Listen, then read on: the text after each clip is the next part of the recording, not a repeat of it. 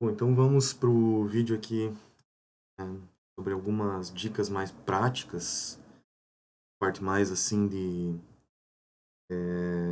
experiência, né? Compartilhamento de experiência prática para alguns pontos importantes, principalmente durante o processo de treinamento de modelos de Deep Learning. Essa aula está vindo um pouco depois do primeiro conjunto de modelos de Deep Learning que a gente viu, que são os Deep Feed Forward Networks, e tem algumas coisas que eu vou falar aqui que tem mais relação com que não tem mais relação não, mas que envolvem mais redes neurais do tipo convolucionais ou até alguns outros modelos que a gente vai ver um pouco mais à frente. Então, por conta disso, tem alguns termos, algumas coisas aqui que eu vou falar que talvez vocês não estejam habituados nesse momento, né? Mas eu acho que vale a pena a gente já adiantar isso, e se for o caso, você voltar para esse vídeo mais adiante, principalmente quando você estiver trabalhando nas listas de exercícios ou no seu trabalho final, para você reconsultar esse material aqui e eventualmente ver como é que ele pode te ajudar a destravar o teu processo de treinamento caso você esteja encontrando alguma limitação. Então não é uma aula assim que fica posicionada só nesse momento aqui da disciplina, acho que você pode voltar a ela no decorrer de todos os demais modelos que a gente for ver na sequência. Eu vou apontar aqui quando for o caso, né, quando a gente for falar de coisas que não estão a gente não viu anteriormente, e vou marcar para você aonde que você pode encontrar essa informação depois. Então, o título dela aqui é uma metodologia mais prática para modelos de Deep Learning, né? E eu vou compartilhar com vocês aqui um conjunto de boas práticas que se usa na comunidade, né? Não é uma visão nossa, né, professores, né, da disciplina e nem dos colaboradores ali, mas é uma visão assim geral, tanto da academia quanto da indústria. Tem bastante dica prática mesmo aqui. Muitas delas não têm muito fundamento científico, né, teoremas ou um rigor assim mais aprofundado, mas é aquele tipo de conjunto de boas práticas que na média funcionam muito bem. Então, primeira coisa, antes de você começar qualquer coisa, né, qualquer tarefa envolvendo modelos de Deep Learning, primeira parte é definir bem aonde que você quer chegar. Tem que saber qual que é o teu objetivo principal e sem ele você não adianta nem iniciar a tarefa. E além disso, dentro desse objetivo principal, é importante você já saber o tipo de métrica que você vai trabalhar, em uma métrica ou um conjunto de métricas que você espera utilizar para aquele problema. E também já uma espécie de um alvo, né? Qual que é o valor alvo que você quer para aquela métrica? Ou seja, quanto que você quer atingir de erro de classificação ou de acerto de classificação. Enfim, tentar já definir isso de antemão para que você tenha um norte e para você saiba onde é que você quer chegar. Por mais óbvio que isso possa parecer, muitas vezes a gente negligencia essa etapa e acaba tendo problemas de acabar andando em círculos, né?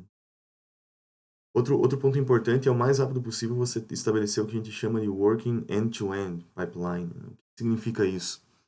Você ter as tuas entradas, vamos supor se você está trabalhando com features ou está trabalhando direto com dados, né?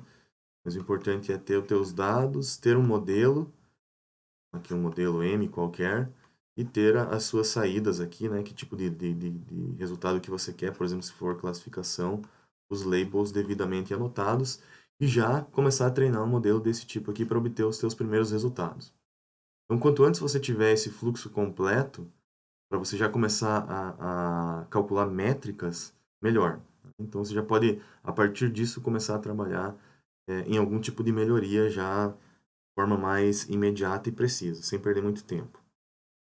E na sequência você vai partir para uma etapa que o pessoal de Deep Learning chama de instrumentação, que é uma etapa de diagnóstico, debug, né? Que a gente vai tentar investigar o que está acontecendo com cada componente, né, do nosso pipeline e tentar ver o que eventualmente pode estar causando uma piora de desempenho em cada um desses componentes. Isso já inclui analisar overfitting, underfitting, algum tipo de defeito nos dados, alguma análise visual ou dos labels, eventualmente, que possa estar errado, ou eventualmente um problema de software mesmo, que é bastante comum. Não significa um erro, né? Por exemplo, de compilação ou algo assim, porque isso você vai ter que naturalmente resolver para ter um resultado, né? mas é um erro aqueles que não são tão diretos de observar, que eventualmente pode ter no software. A forma como você organiza os labels, a forma como você está separando teus dados, enfim, isso também sempre pode gerar um problema, né? E então, a gente passa para essa etapa de instrumentação, que é tentar estabelecer esse diagnóstico, identificar onde que pode estar o problema. Eu vou falar algumas maneiras aqui nessa aula de hoje, como que a gente pode fazer isso de uma maneira mais organizada, né? E aí, na sequência, você vai fazendo pequenas mudanças, né? Começa, eventualmente pode pegar novos dados, se esse for o caso, vou mostrar quando que ele é, né, depois, ajustar os hiperparâmetros, isso aqui normalmente é uma coisa que sempre você vai ter que fazer, mudar os algoritmos, seja de otimização, ou seja a própria arquitetura que você tá utilizando, e todas essas modificações vão vir, então, dessa etapa que a gente chama de instrumentação. Então, o que eu vou tentar na aula de hoje aqui é mostrar como que a gente faz isso de uma maneira mais com um certo procedimento e uma certa organização, visando principalmente que você não perca tanto tempo e que você faça mudanças que você saiba quais efeitos elas vão ter. Não simplesmente seja uma mudança por tentativa e erro. Isso, em geral, vai te custar muito tempo e, eventualmente, não tem uma garantia de que você vá convergir, né, para uma melhora. Bom, começando então com as métricas, né, de performance. Então, cada problema vai ter o seu conjunto de métricas em especial ali, né? Se estiver trabalhando com classificação, pode ser a Curácia, o F1 Score e tal. Eu falei sobre algumas delas já. Eu acho que à medida que você for trabalhando mais especificamente no seu tema, você vai aprendendo quais são as métricas mais recorrentes, né?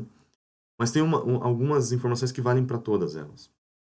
Por exemplo, né? Primeiro ponto é que você tem que ter em mente que, na grande maioria das aplicações reais, né, um ponto importante, é impossível a gente chegar num erro aí, ou numa métrica que tenha um 100% aí de acerto, seja lá que acerto que você está querendo medir, né? Então, isso já é um ponto importante, né? Tá? E se você atingir isso, fica esperto que eventualmente alguma coisa pode estar errada. Outra coisa, existe um limite superior, que é o chamado o erro de Bayes, né? O erro de Bayes, ele pressupõe que você tem classes normalmente distribuídas, gaussianas, vamos supor, né? E aí você modela por meio do teorema de Bayes aí a probabilidade a posteriori de classificação, elabora aqui uma superfície de separação entre classes, e esse classificador, que leva em conta essas premissas, né? Mais algumas coisas aqui, mas principalmente que as classes são distribuídas de forma gaussiana, ele vai te dar um limite de erro mínimo que você pode ter naquele teu resultado. Isso aqui é um limite teórico, né? Por vezes a gente não pode calcular, também depende muito da distribuição das classes, que nem sempre é gaussiana, né? Mas é importante você ter em mente que ele também vai ser o teu limite superior aqui. Eventualmente você pode tentar fazer algumas estimativas, mas você também não vai conseguir fazer nada muito melhor do que esse erro pode te fornecer. Então, é importante você saber, quando for ler, né, uns artigos, ou quando for estudar mais a fundo, que muitas vezes as pessoas comentam nesse erro, então você já sabe de antemão aqui que ele, para você, ele é uma espécie de limite, o máximo que você consegue obter em termos de qualidade aí para o teu, principalmente se for um problema de classificação. Outro ponto é como que a gente pode determinar um nível razoável aqui de performance que a gente pode esperar, né? O que é bom, o que é ruim, né? O quanto que a gente pode chegar, qual que é o nosso baseline aqui de comparação, né? Se a gente tiver num problema que ele é mais acadêmico, então, em geral, né, possivelmente o teu trabalho ele já foi discutido anteriormente para algum tipo de dataset público, né? Pessoas já estão estudando aquele problema em determinado contexto. Não é sempre que isso acontece, mas muitas vezes isso acontece, né? A gente não está num domínio completamente original em termos de aplicação. E aí você pode se basear em outros trabalhos já publicados para estabelecer o teu benchmark aí de comparação. Sabendo que os outros já obtiveram, você já sabe mais ou menos aonde que você pode chegar. E, eventualmente, até melhorar aquele resultado, né? Se você está no mundo real, que não tenha, né, uma publicação ou alguma coisa mais acadêmica relacionada, aí você tem que apelar mais para alguma característica do teu problema. Então, por exemplo, quanto que eu tenho que ter de erro? Estou focando de novo sempre em classificação aqui, que é mais fácil, né? Por exemplo, um erro de classificação.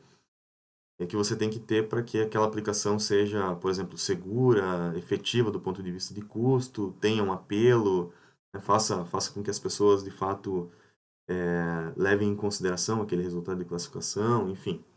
Então, que ele tenha uma confiança, né, com relação àquilo que você quer que aquela aplicação tenha. Então, você também pode tirar mais do ponto de vista de aplicação real esse tipo de informação.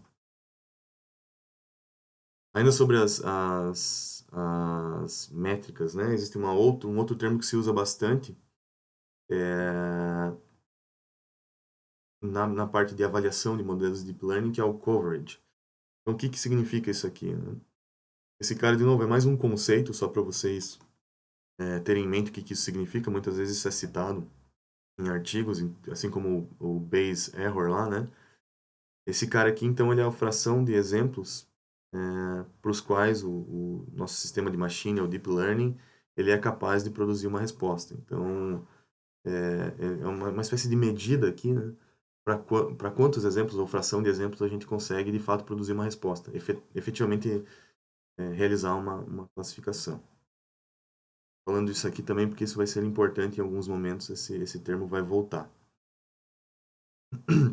De novo, o que é importante sempre, né, quando você estiver trabalhando com a métrica de performance, é ter a tua métrica definida a priori, você saber o que, que você tem que melhorar antes de começar a melhorar. Então, o ponto-chave aqui é definir bem essa métrica, estudar bem as métricas que se usam para o problema que você está querendo trabalhar. Pode ser uma ou um conjunto de métricas ali, né? Mas isso tem que estar definido a priori. Então, claro, né, sem definir claramente todas essas coisas aqui, você não sabe para onde você está indo, e sem saber para onde você está indo, você não sabe se você está melhorando ou não. Pode ser que você esteja apenas só perdendo tempo e recurso, né, para o teu problema. Então, o primeiro passo, defina bem a métrica.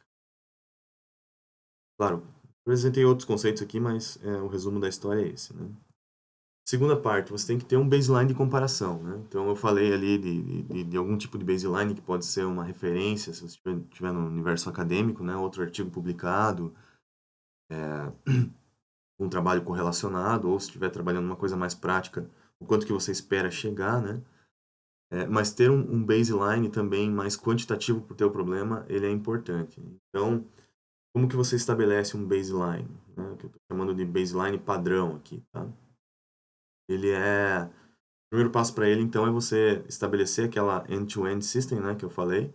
Então, ter os dados e produzir uma resposta o mais rápido possível, ou seja, começar a treinar alguma coisa efetivamente em cima dos teus dados o mais rápido possível.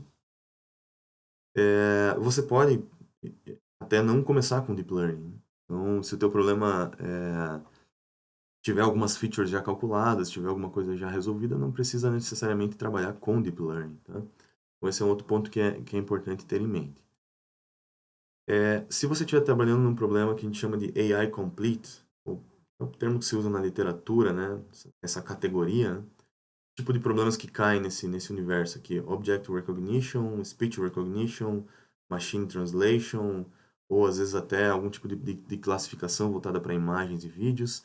Se você está caindo em cima dessa categoria, então, eventualmente começar com Deep Learning não é necessariamente ruim, porque aqui os resultados do estado da arte normalmente já são atingidos com esse tipo de modelagem. Então, começar por aqui pode ser uma boa ideia. Outras dicas, né? Então, se você estiver trabalhando com um vetor de features ali que tem um tamanho fixo, né? Você já tem as features calculadas para o teu problema.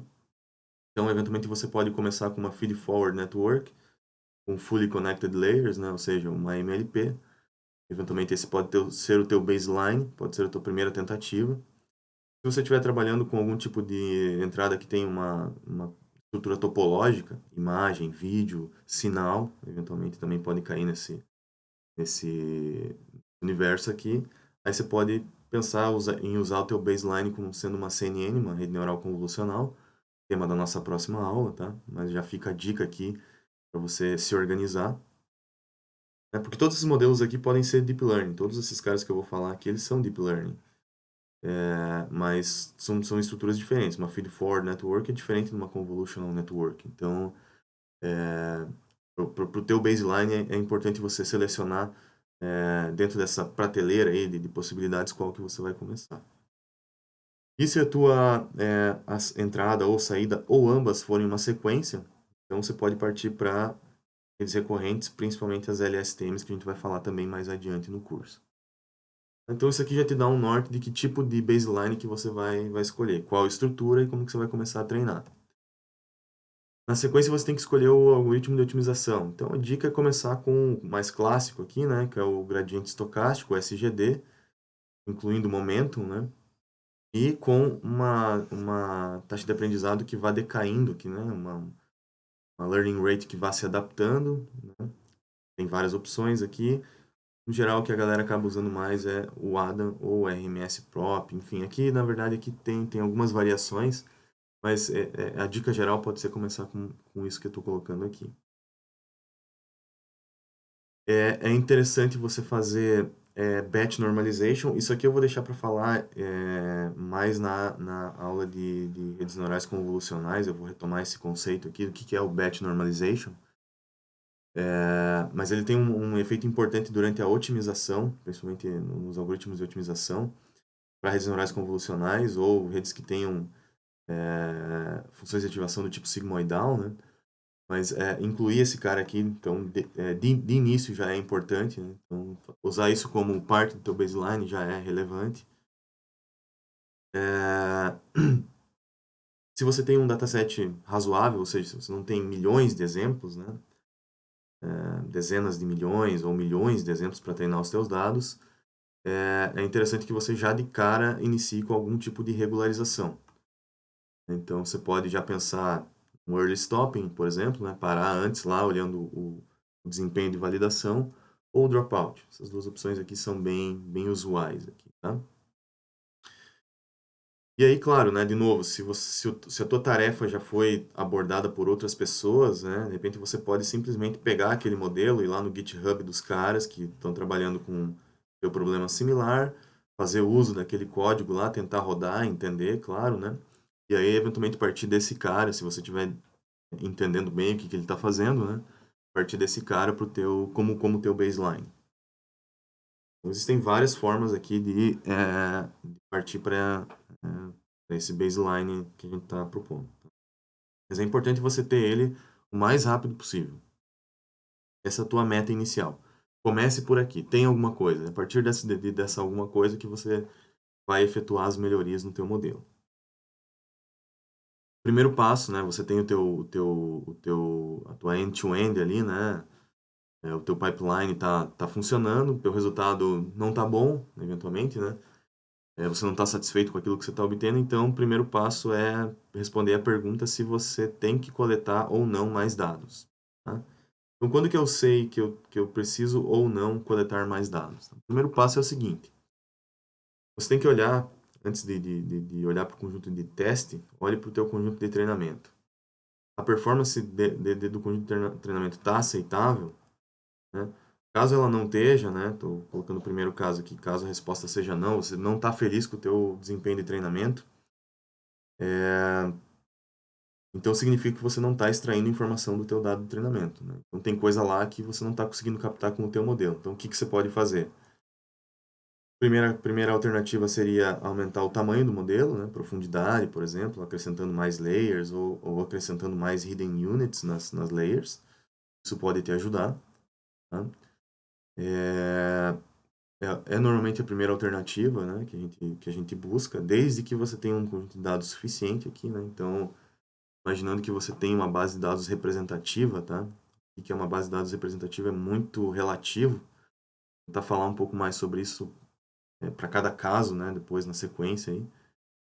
Mas você pode olhar para problemas similares ou datasets públicos disponíveis e ter uma ideia da ordem de grandeza desses outros datasets para saber se você tem um conjunto de dados adequado ou não. Mas tudo bem. Por enquanto a gente está fazendo um passo a passo, olhando simplesmente o conjunto de treinamento, olhou que o desempenho do conjunto de treinamento é ruim, então a primeira coisa é tentar aumentar o modelo. Outra coisa é tentar melhorar um pouco o algoritmo de aprendizagem, né? Somente você pode tentar melhorar o parâmetro mais importante, que é o learning rate, né? Do teu algoritmo de otimização. Então, isso aqui também pode ser uma alternativa. Pode testar, na verdade, as duas coisas, né? Separado, claro, né? Tenta avaliar cada uma delas e ver como que cada uma delas está impactando no teu resultado. Se você conseguir melhorar o acerto do conjunto de treinamento, ótimo, né? Já tem um primeiro passo importante, né? Outro ponto é que se você fizer tudo isso e ainda assim o teu conjunto de treinamento não está legal, então de repente pode ser a qualidade dos teus dados de treinamento. Então o que você tem que fazer? De repente ir lá checar visualmente o que está acontecendo.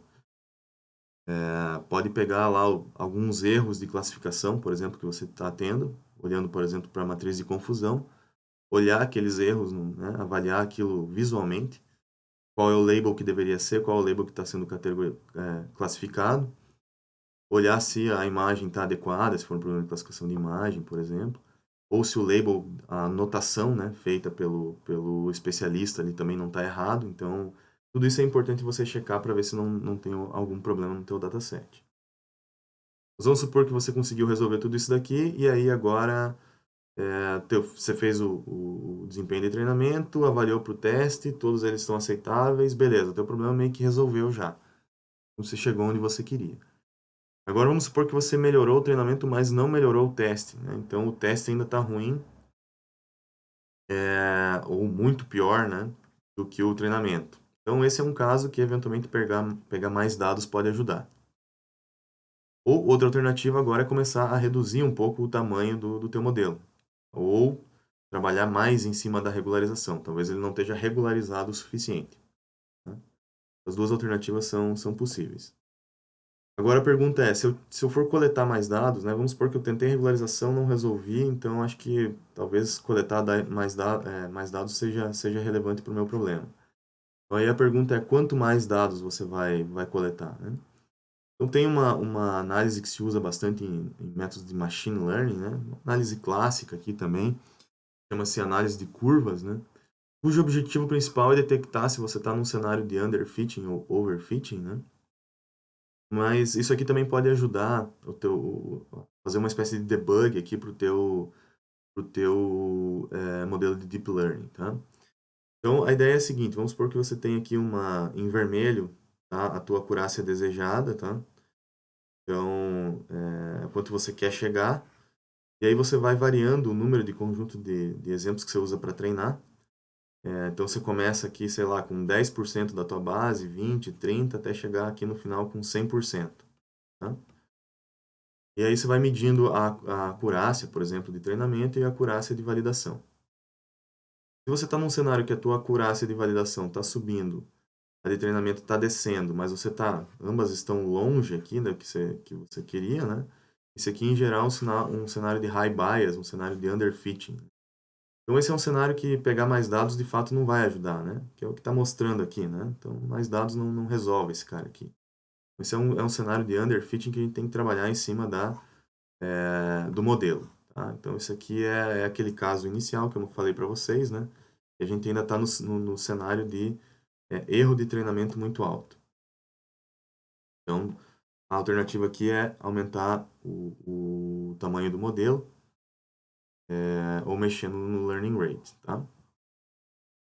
No segundo caso aqui, vamos supor que você está aumentando a tua acurácia de validação, a de treinamento está diminuindo aqui, então parece que você está começando a convergir, mas ainda você não está chegando naquilo que você quer, principalmente para o teu conjunto de teste.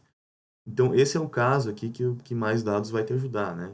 Está num cenário de alta variância, de overfitting aqui, né? Isso é a cara de um problema de overfitting. Aqui, então, coletar mais dados pode ajudar, e aí a quantidade de dados que você vai coletar a mais pode ser tirada aqui da própria inclinação que essa curva está te mostrando, né? Então, se você veio, por exemplo, de 80% do dataset para 100% e teve um aumento de, por exemplo, sei lá, 5% na acurácia, você pode mais ou menos imaginar, fazer uma análise de tendência aqui, né?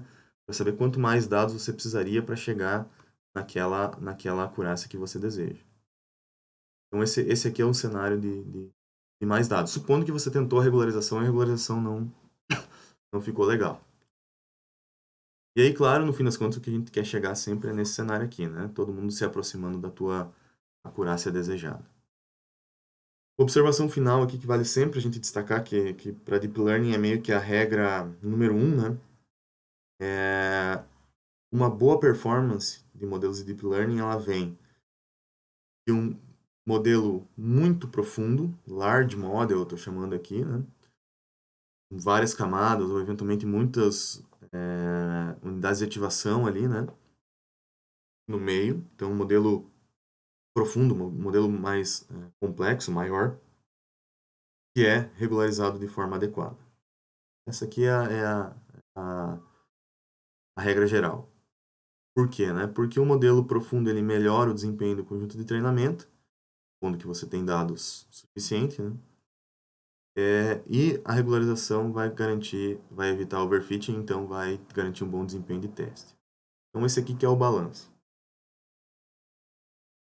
Bom, estou falando várias coisas aqui, né? Algumas delas mais específicas, outras mais gerais, mas é bom que você já vai tendo ideia de todas as alternativas aqui para a hora que você tiver que tomar a decisão, você já sabe para que caminho seguir. Tá? As outras coisas que eu coloquei aqui no slide são mais para métodos de machine learning clássico aqui, né? Então eu não comentei muito porque isso aqui seria mais para métodos de machine learning. Claro, se você quiser dar uma olhada nisso aqui também é uma dica importante. É legal lembrar que isso aqui tem implementado no scikit-learn, por exemplo, né? Então, se você quiser depois dar uma olhada lá na análise de curvas lá do scikit-learn, isso aqui tá implementado e você pode usar de maneira mais rápida. Com relação a ajustes de hiperparâmetros, então tem duas formas de a gente tentar fazer o ajuste de hiperparâmetros, né? Como, por exemplo, learning rate ou outros hiperparâmetros aí do nosso modelo que eu vou citar adiante. Como que a gente pode fazer esse ajuste? Ele pode ser manual, então a gente pode tentar fazer uma busca aqui, um certo norte, né? Não é uma busca aleatória, né? Mas com uma certa orientação, né? Então fazer isso de forma manual, que é o que grande parte das pessoas acaba fazendo, né? Ou uma busca automática, que aí é um pouquinho mais delicado e tem que tomar cuidado. Então, eu vou começar com o ajuste manual de hiperparâmetros. Tá? Então, qual que é a ideia, né, de fazer um ajuste manual do hiperparâmetro? É tentar melhorar a generalização do nosso modelo. Claro que a gente vai ter que tentar fazer isso de acordo com o que a gente tem de recursos. Se é muito custoso treinar a cada variação do hiperparâmetro, a gente tem que tomar muito cuidado com essa variação, porque senão a gente vai perder muito tempo e recurso e talvez não chegar a lugar algum. Tá? O objetivo primário aí, né, do ajuste manual de hiperparâmetros é a gente ajustar o que se chama de effective capacity, que é a definição de effective capacity do ponto de vista aqui de deep learning, né? É o que a gente chama de representational capacity, ou a habilidade que um algoritmo de aprendizado tem de minimizar a função custo e o grau, né, para o qual que essa função custo e o procedimento de treinamento vai regularizar o modelo. Isso aqui é uma definição mais formal, tá? Mas para nós aqui a gente pode olhar para esse cara aqui, a grosso modo, como erro de treinamento e erro de teste. O erro geral que a gente vai ter aqui para o nosso modelo. Tá? Então, o que a gente quer é tentar ter o melhor erro de treinamento e o melhor erro de teste possível, tá? Para tentar casar com a complexidade da tarefa que a gente está tentando resolver. Eu estou colocando a formalidade aqui porque isso é importante, tá? Muita gente usa esses termos, acho que é legal vocês irem se acostumando com eles. Outra coisa importante é que o modelo com mais camadas e mais unidades escondidas ali por camada tem uma representational capacity que é superior, tem uma effective capacity superior. Isso significa que se eu tenho um modelo mais profundo, é possível que eu tenha um erro de treinamento menor, consequentemente, desde que bem regularizado, um erro de teste menor. Tá?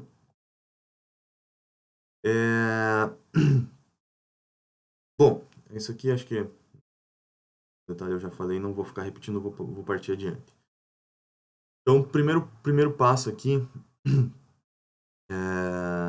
de maneira assim geral, né, para a gente tentar generalizar, não ficar falando muito aqui sobre cada hiperparâmetro, para a grande maioria dos hiperparâmetros, né, o overfitting ele está relacionado quando o valor do hiperparâmetro é alto.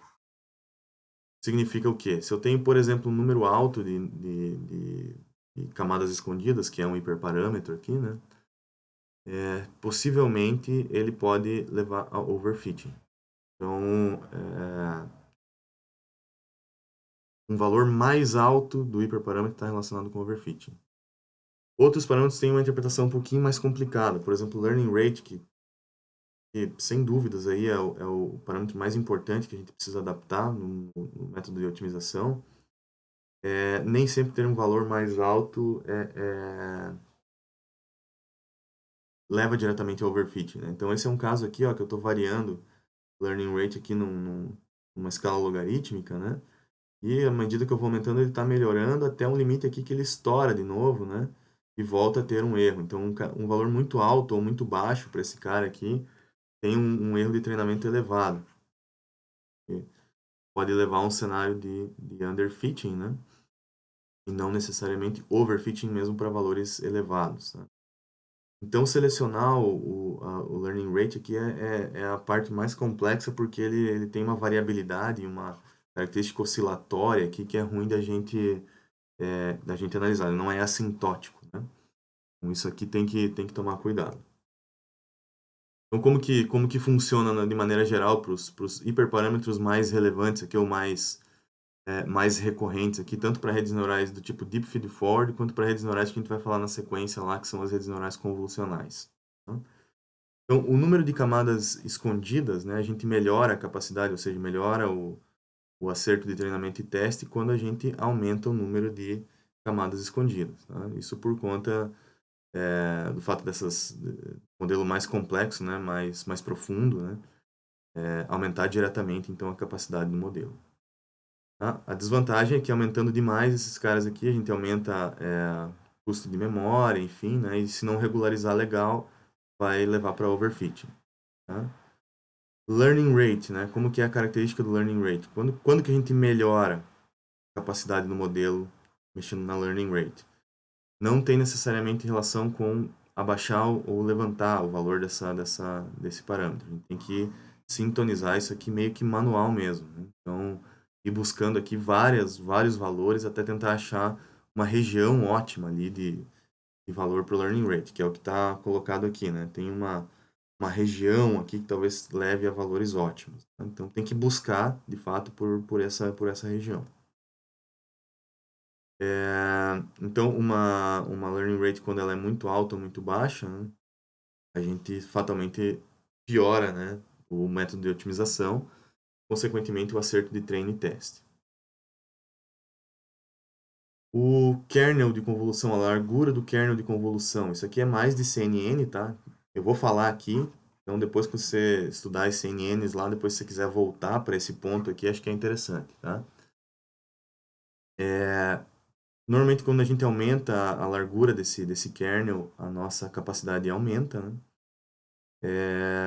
Porque a gente está, no fim das contas, aumentando o número de parâmetros do modelo e isso aumenta, melhora o erro de treinamento e teste. O problema é que isso aqui a gente tem que ajustar bem, né, a largura. A gente tem que usar técnicas, por exemplo, de zero padding, né? A gente trabalha na convolução lá, né? Para poder acertar e não acabar tendo um efeito de reduzir a nossa capacidade do modelo. Então, tem que tomar cuidado com esse detalhe aqui. E claro, quanto maior o kernel de convolução ali, mais parâmetros a gente tem, e aí isso é mais memória, treinamento mais custoso, e aí a coisa complica um pouco mais. Tá?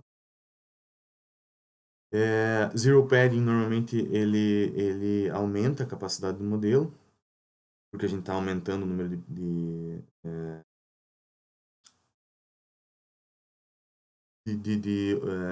números que são feitos na convolução ali, então aumentando o número de parâmetros, efetivamente, mas ele também aumenta a memória e o custo das operações. O weight decay, né, o coeficiente ali de decaimento de peso, ou seja, o parâmetro de regularização L2, aquele alfa ou lambda que eu falei nos vídeos anteriores, né, normalmente quando a gente diminui esse cara aqui, a gente diminui a capacidade do modelo. Perdão. Quando a gente diminui o parâmetro de regularização L2, ele aumenta a capacidade do modelo. Tá? Então, o valor mais baixo desse cara aqui acaba aumentando a capacidade de generalização do modelo. E por último, né, o dropout rate aqui, quanto menor o valor, também maior vai ser a capacidade do modelo. Então, esse aqui também é uma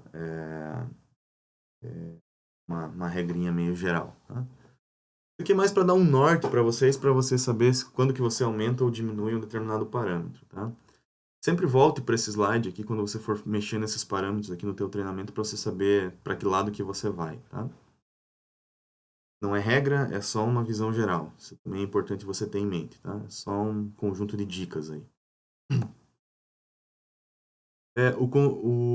Falando agora um pouco sobre ajuste automático de hiperparâmetros, então existem vários algoritmos aí, né, que tentam, de maneira automática, setar essas coisas todas aqui que eu falei, né, sem você precisar ficar mexendo na mão, sabendo quando que aumenta, quando que diminui e tal, né.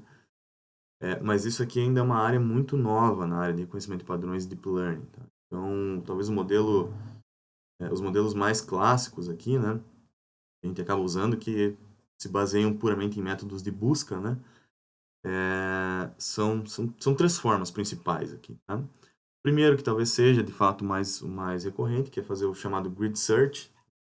Qual que é a ideia do grid search? A gente tem, por exemplo, dois parâmetros que a gente quer trabalhar aqui, por exemplo, lambda 1 e lambda 2, independente do que esses caras significam aqui, né? A gente vai fracionar em valores discretos esses caras aqui, tanto o lambda 1 quanto o lambda 2, e aí vai pegar para cada par de lambda 1 e lambda 2, avaliar o desempenho no nosso conjunto de validação, por exemplo, né?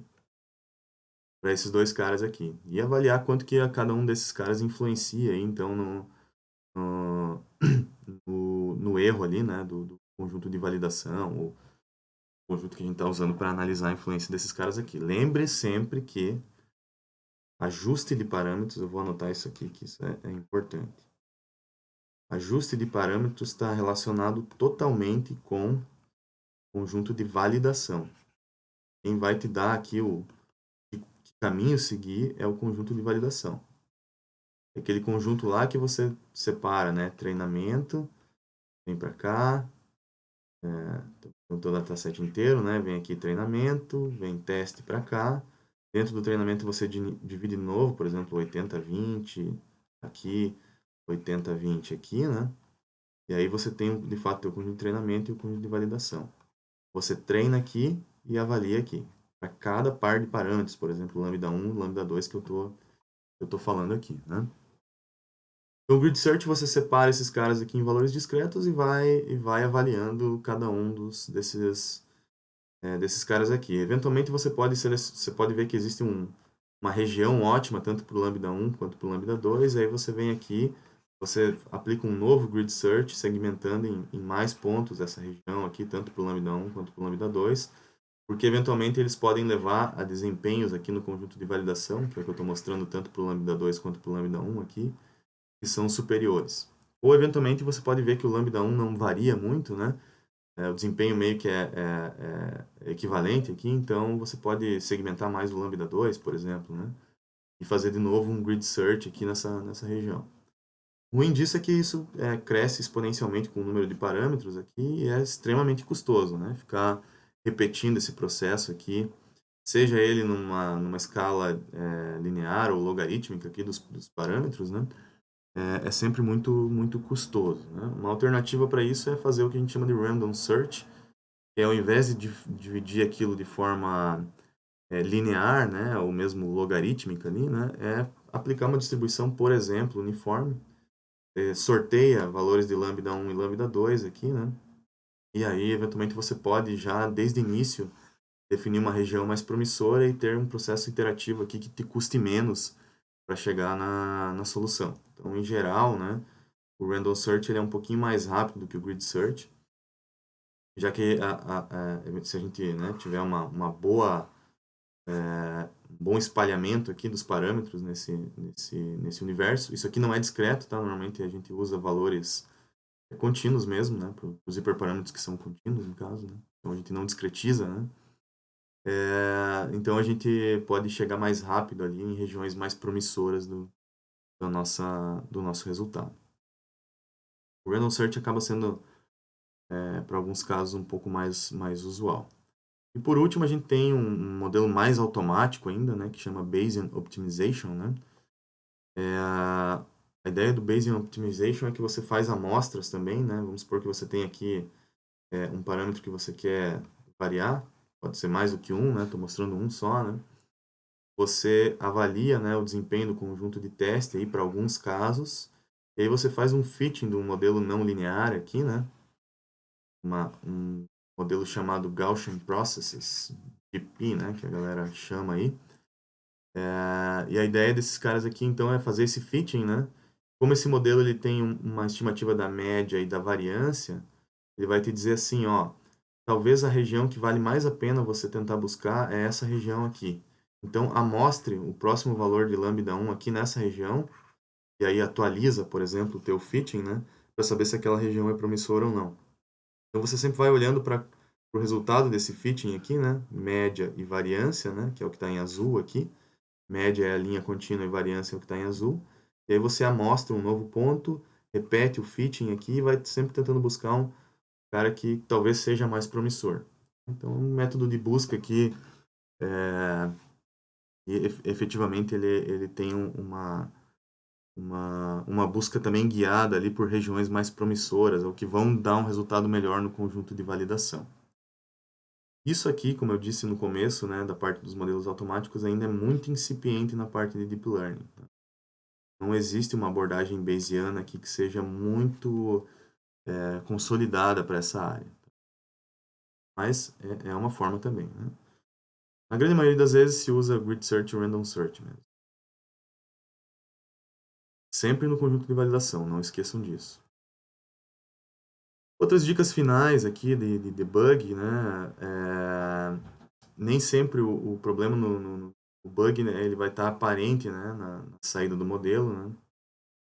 Dependendo das características de distribuição de entrada ou da rede, né? Então a rede às vezes ela acaba se adaptando ali para compensar algum tipo de bug, e aí isso dificulta muito o teu processo de depuração, né? Para tentar evitar isso, sempre é bom você tentar ver o teu modelo operando na prática, colocando dados ali, às vezes até dados diferentes que você tem no treinamento e teste para ver como que ele tá operando. Os casos que ele erra, sempre visualizar é importante, né? Sempre tentar pensar um pouco sobre o erro de treinamento e teste para saber em que cenário que você está, se está caindo um cenário mais de overfitting ou underfitting, enfim, isso também pode ajudar. Às vezes, trabalhar com um dataset menor também pode te dar uma visão mais clara do que pode estar acontecendo.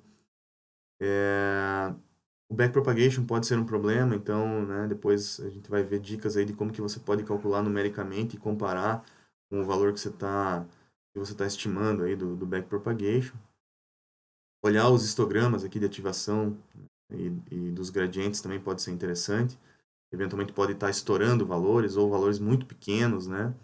Então isso também é legal você ter um balanço aqui entre os valores de ativação e de gradiente, nem muito pequenos e nem muito grandes, né? Então isso também pode ajudar, mas isso tudo aqui são coisas mais específicas que a gente vai pontualmente destacar depois. Sobre a parte mais prática, então eu deixei aqui 4 vídeos que mostram como que algumas dessas técnicas são implementadas no Keras, né? Então depois vocês podem dar uma olhada nesses vídeos aqui e dar uma checada em como que essas coisas se implementam na prática. Tá? São 4 vídeos, são mais curtos aqui, mas né, já dão uma boa visão de todas essas dicas, como que a gente efetivamente usa na prática. E, de novo, né, o capítulo 11 do livro, que foi utilizado como base, algumas coisas que estão lá eu não coloquei aqui, mas depois você pode dar uma checada lá, se não entendeu alguma coisa, ou se aprofundar em algum tema, se for o caso. Fecho esse vídeo por aqui, então.